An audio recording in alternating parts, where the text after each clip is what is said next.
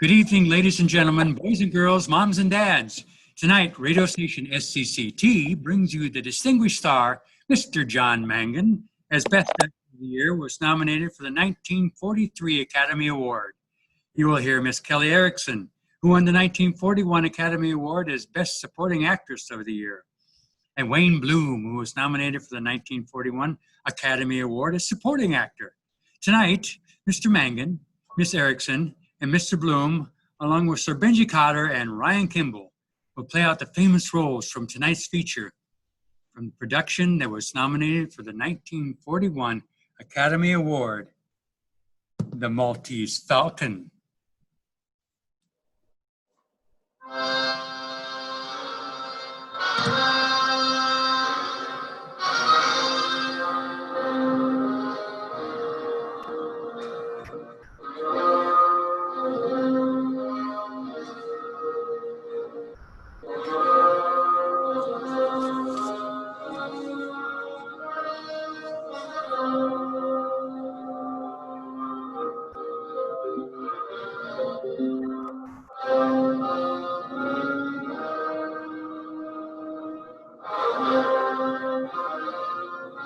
My name is Spade, Sam Spade.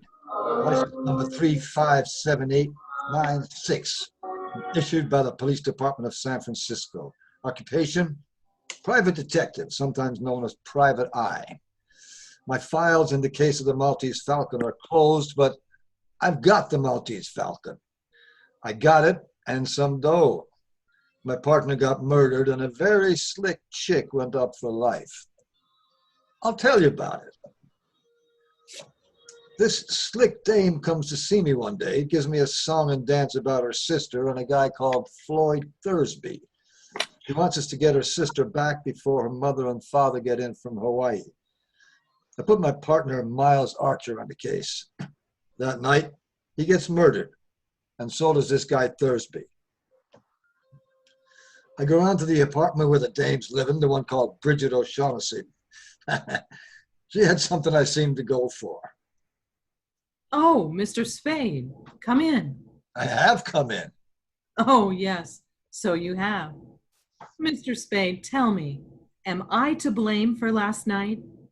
Now, you warned us that Thursby was dangerous. Of course, you lied to us about your sister and all that, but that doesn't count. We didn't believe you. Oh, help me, Mr. Spade.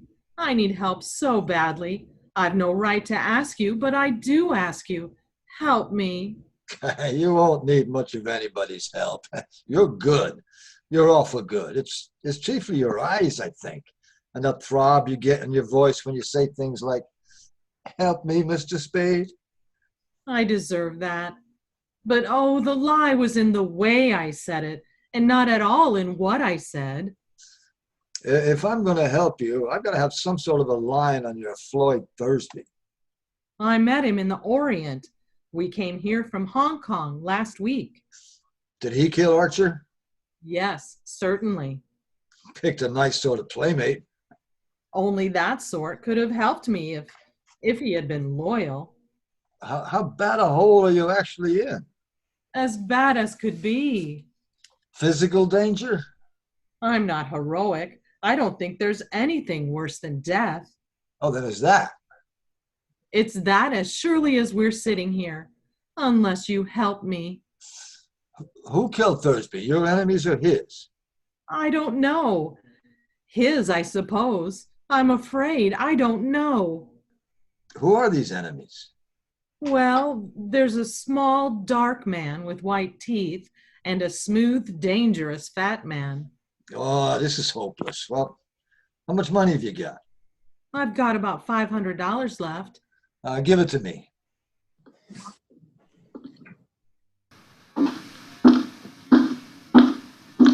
There's only 400 here. I had to keep some to live on. Okay. I'll be back as soon as I can. You needn't come to the door with me. I can let myself out. I went by the office then and found a dark little guy with very white teeth waiting for me. His name was Joel Cairo. He was a Greek. Mr. Spade, I'm trying to recover an an ornament that has been, shall we say, mislaid. I thought and hoped you could assist me. Uh-huh. The ornament is a statuette, the black figure of a bird. I am prepared to pay the sum of $5,000 for its recovery, and no questions asked. 5,000 is a lot of money. It's a very interesting figure. You will put your hands together back of your neck, Mr. Spade. Huh? Oh, sure. I shall shoot you if you try to stop me, Mr. Spade, but I must search your office. Yeah, you won't find anything but a pair of worn-out overshoes, a half pint of rum, and a pack of chewing gum. We shall see. Please stand up. So. Sure. This way? No, the other way. Sure.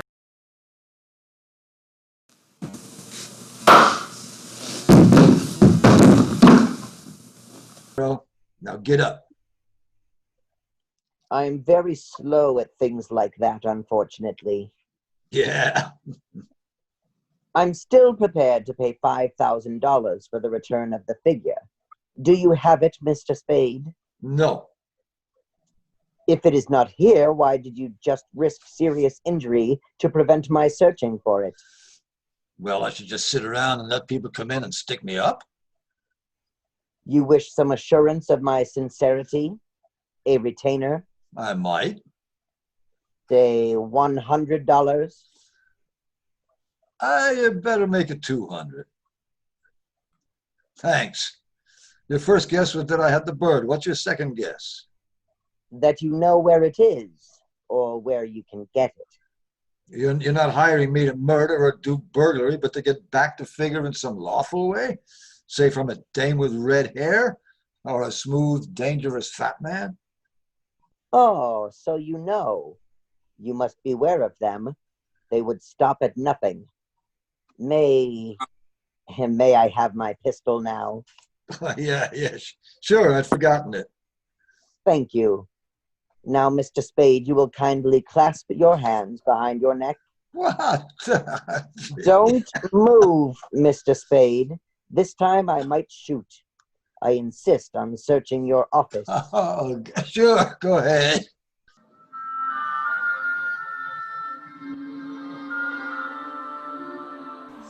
I finally got rid of the Greek and started back for Bridget O'Shaughnessy's apartment. Matter of fact, I had a hunch that the Greek was going there himself and started to tail his cab when a sad-faced guy poked something into my back and said, "Come on, the fat man wants to see you."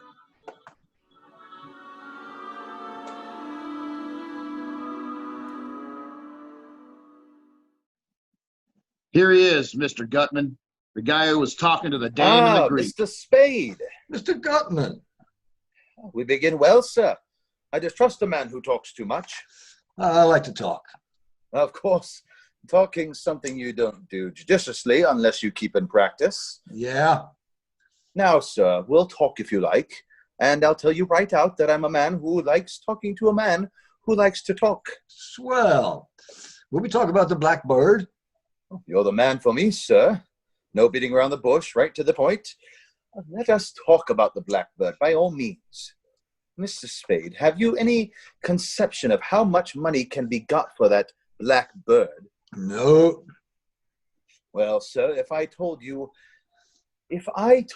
half, you'd call me a liar. No, not even if I thought so. But you just tell me what it is and I'll figure out the profits. You mean you don't know what the bird is? Well, I know what it's supposed to look like. I know the value in human life that you people put on it.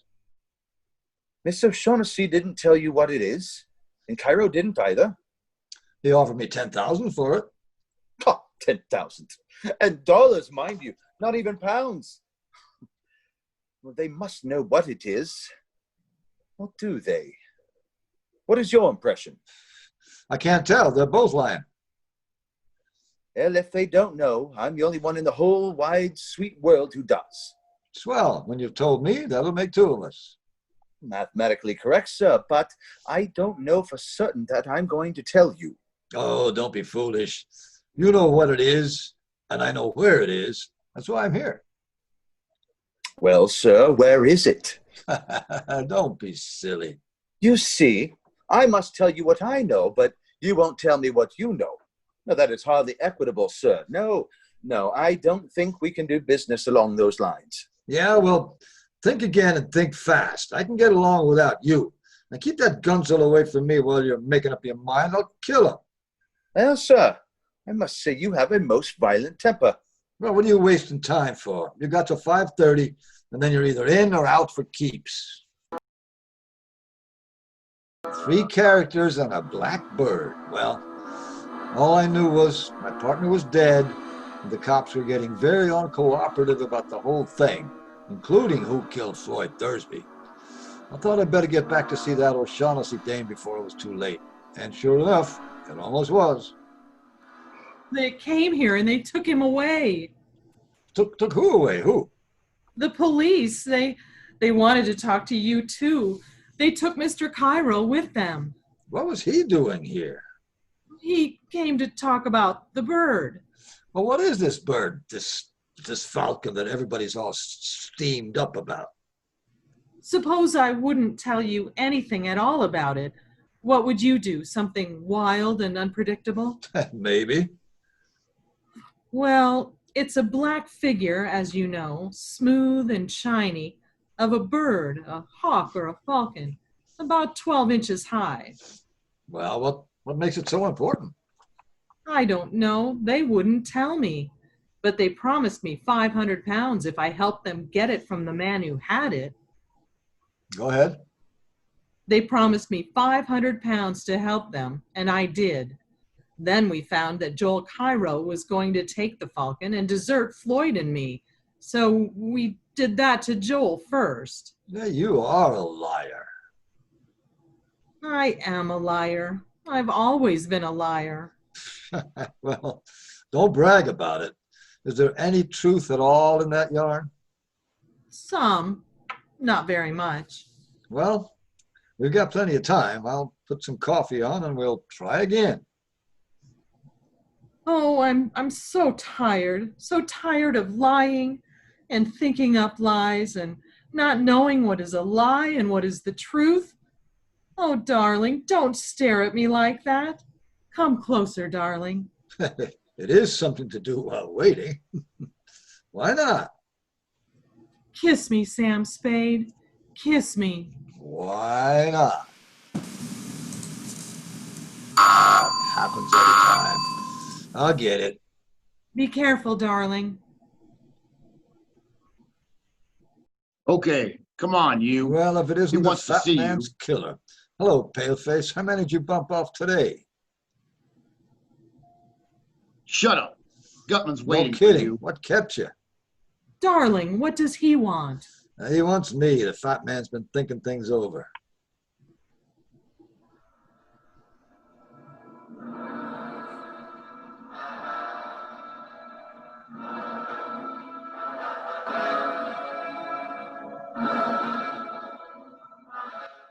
Well, Mr. Spade, I must apologize for sending for you in that fashion. Oh, never mind. Let's talk about the bird. All right, let's.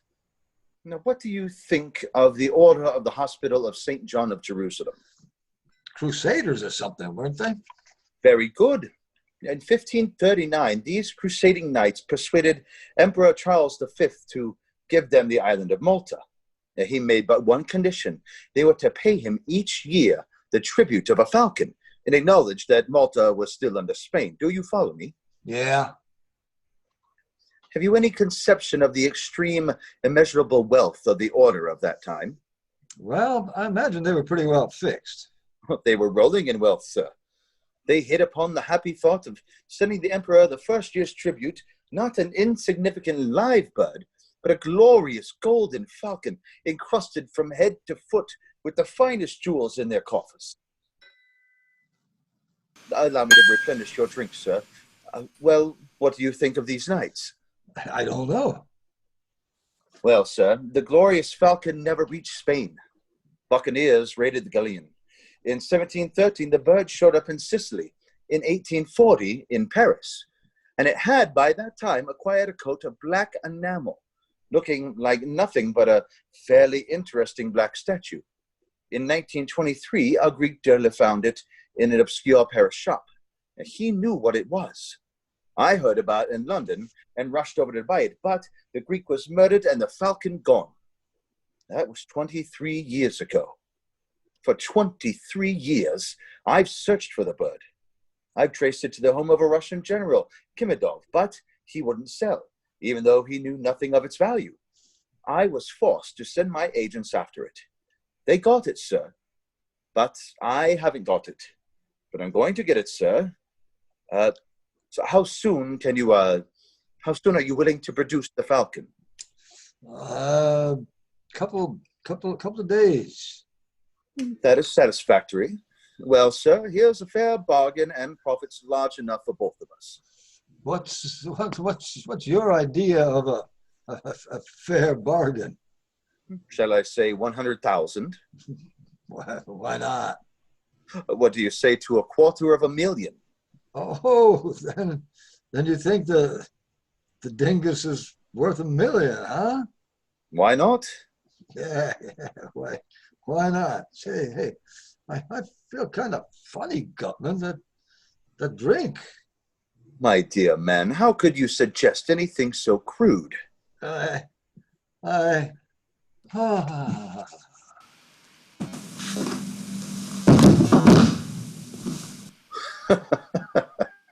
Wilma!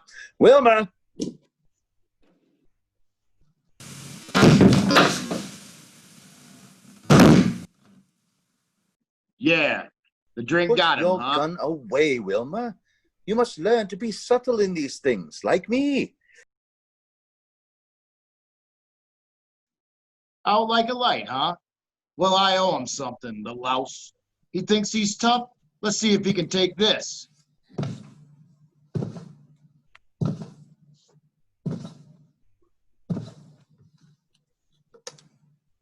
That's enough, Wilma. You kicked him enough. It'd never do to kill him here. Besides, Wilma, you know how I hate the sight of blood.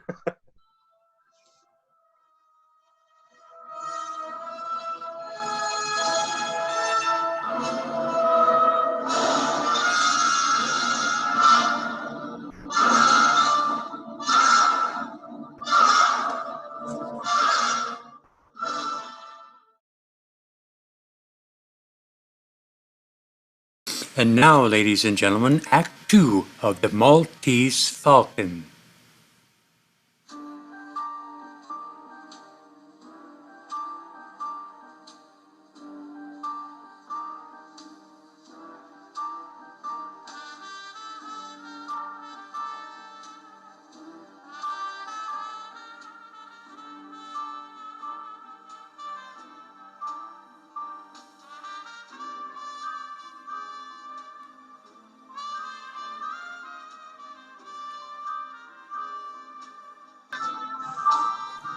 I guess the name of Sam Spade was a cinch for the back page obituaries, but I came out of it somehow and managed to get up and stagger out of that apartment. I went around to the hotel where Joel Cairo had a room and made a deal with the house dick to let me search it. All I could find was a newspaper in the wastebasket folded back to the steamship news. There was a list of arrivals and one was marked. It said 8:07 a.m., the La Paloma from Hong Kong. That was good enough for me. I got a cab and rode to the docks. The La Paloma was on fire and burning beautifully. I went back to my office to hold my aching head and think things over when the door opened. And a tall guy in a long black overcoat stood there with a package in his hands, making gurgling noises before he fell like a tree. He should have. He was dead. I took a good look at him. He was a mate of the La Paloma. I unwrapped his package and there it was, the black bird, the Maltese Falcon. I grabbed the phone and listened. It was Bridget O'Shaughnessy. She said she was in trouble. I found her shivering in the dark corner of an office building and I took her on the Falcon home to my apartment. I put her on the couch. I put the Falcon in the icebox where no one would think to look for anything, including me. I came back in and switched down the lights. I found a surprise party waiting to greet me. Well, sir, we're all here. Now let's sit down and be comfortable and talk. Sure. Get away from me, Gunzel. You're not going to frisk me. Stand still. Put your paw on me and Shut I'm up. going to make you use that gun. Ask your boss if he wants me shot up before we talk. Never mind, Wilma. You're certainly a most headstrong individual, Mr. Spade. Well, let's be seated. You too, Cairo. You can put down your gun, too. Of course, Mr. Spade. I was only using caution, as it were. You ready, Gutman? Are you ready to make the first payment and take the Falcon off my hands? Well, sir, as to that, here are $10,000, sir. Oh? We were talking about more money than this. Yes, sir, we were, but this is genuine coin of the realm, sir. With $1 of this, you can buy $10 of talk, and besides, there are more of us to be taken care of now. Well, that may be, but I've got the Falcon. I should not think it would be necessary to remind you, Mr. Spade, that though you may have the Falcon, yet we certainly have you. Yes, I'm trying not to let that worry me. We'll come to the money later. There's another thing to be taken care of first. We've got to have a fall guy. The police have to have a victim, somebody they can stick for those 3 murders. 2. Only 2 murders, Mr. Spade. Thursby undoubtedly killed your partner. All right, 2. What difference does it make? The point is, we've got to give the police someone... Come, Mr. Spade. You can't expect us to believe at this late date you are the least afraid of the police, or that you're not able to handle... I'm up to my neck, Gutman. I've got to come through with somebody, a victim, when the time comes. If I don't, I'll be it. Let's give him the Gunzel. He actually did shoot Thursby in the other one, didn't he? Anyway, he's made to order for the part. Let's turn him over to the cops. Get on your feet.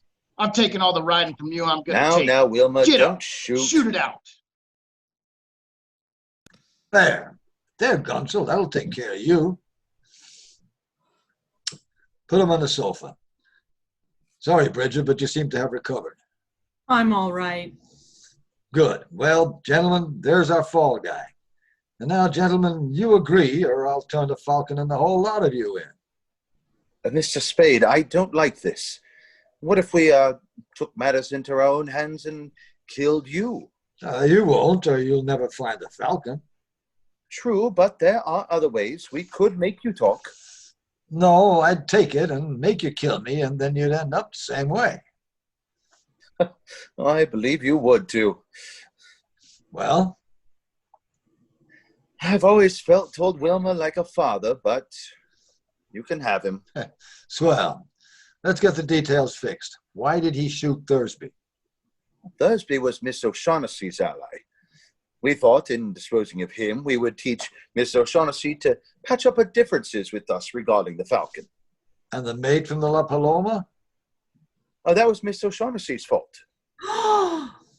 The Cairo got in touch with me when he saw the notice of ship's arrival. He remembered that the mate and Miss O'Shaughnessy had been friendly in Hong Kong. He called on this man, but he, with Miss O'Shaughnessy and the bird, slipped through our fingers. We followed them to her apartment, and Wilma shot the mate as he was coming down the fire escape. I shot him many times, but the man was tough, and he did not drop the Falcon. We persuaded Miss O'Shaughnessy to call your office, but unfortunately, she did not call in time to prevent you from meeting the mate and getting the Falcon. I see.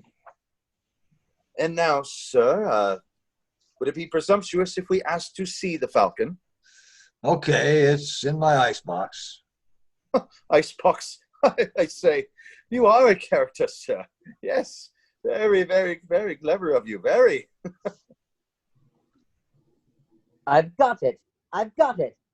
Bring it here at once. Here, wrapped in this. Now, after 23 years. Oh. It is it. But we'll make sure. Hand me your knife, sir. Here. I'll peel off some of this disfiguring enamel.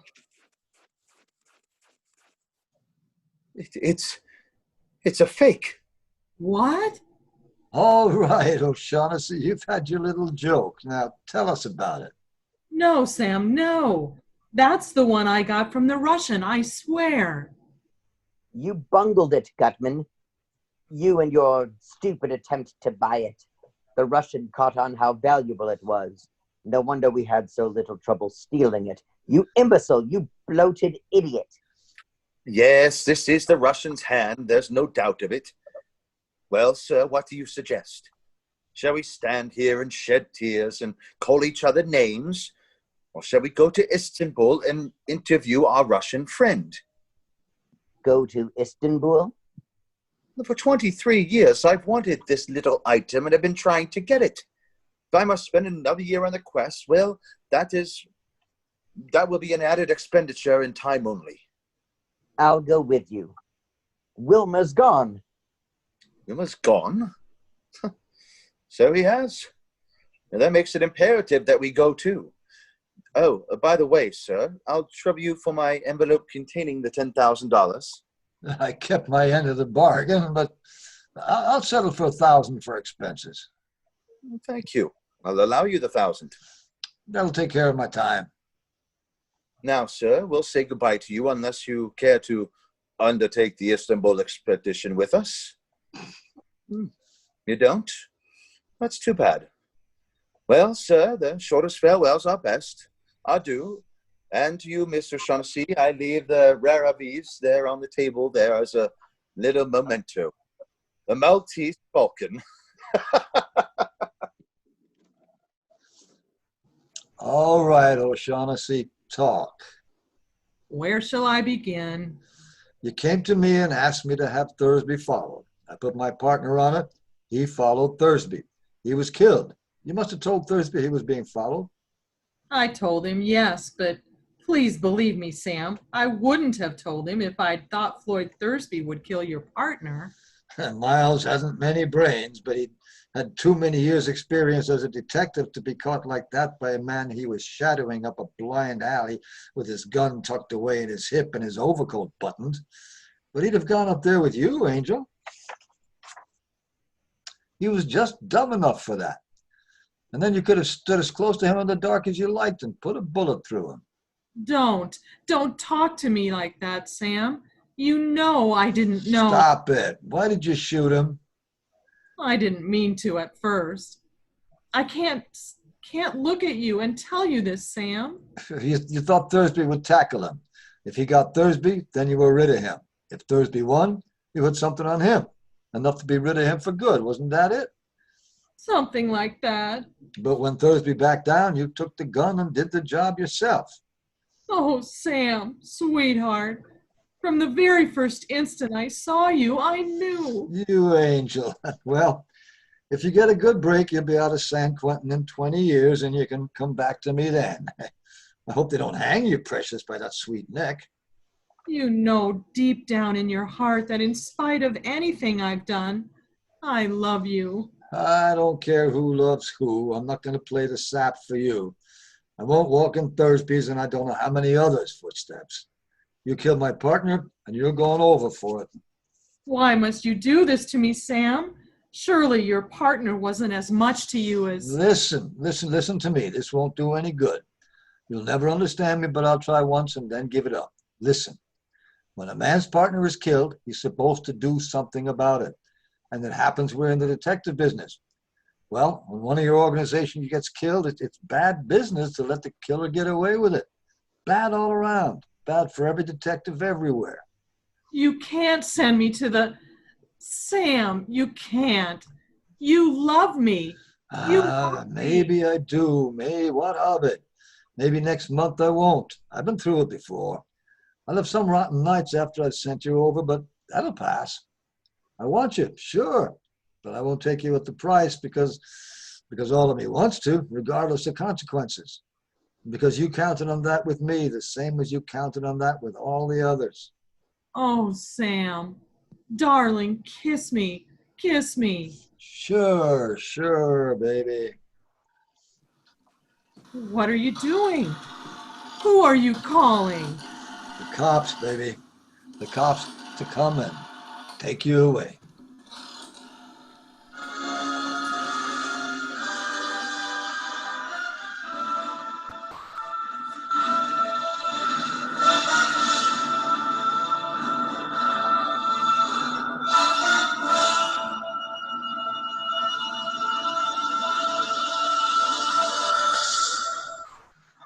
Tonight's performance of the Maltese Falcon was written for radio by Frank Wilson. We'd like to thank you for listening to our program tonight. Thank you, and we'll see you soon.